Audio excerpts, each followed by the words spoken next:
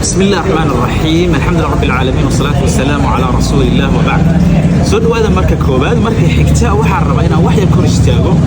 امتحانك أي قاضي دولة فترة كأي وقاضي أرض كسو بحيسي تكسير صار يوسف بيسي جامعة لها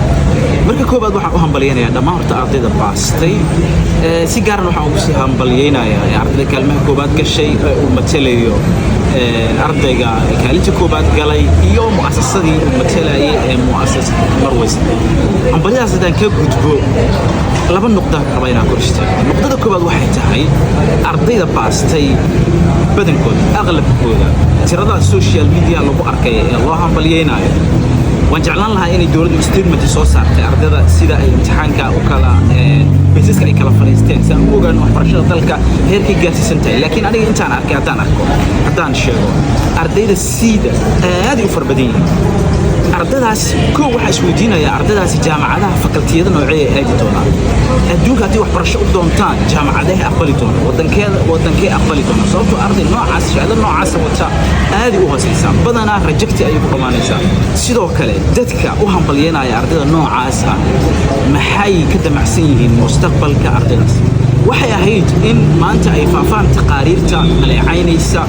waxbarashada dalku inay aad iyo aad u hooseyso quality-geeda ay aad iyo aad u santahay sanadkan sanad ka horeeyay 2020 ayaan xasuustaa ardaydii soo qalin jabisay 8,000 oo arday ay ka tacday gobolka Banaadir waagaas ilaa wasiirkii aad iyo aad loo dhaleeceeyay laakiin nafs shay maanta ay sheeg nisbadii aynu xaggaas ka aragnay halkana si toos ay mar labaad uga jeednaa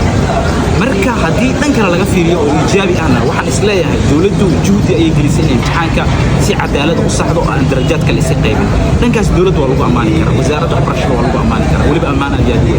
laakiin waa in sababaha la daraaseeyaa keenay in ardaydeenu ay sidaan quality-gooda u liito labo waa in ii sheeg muassasaadka tacliimiga ah muraaqabo xooggan lagu sameeyaa qaabka macallimiinta iyo diraasada wadanka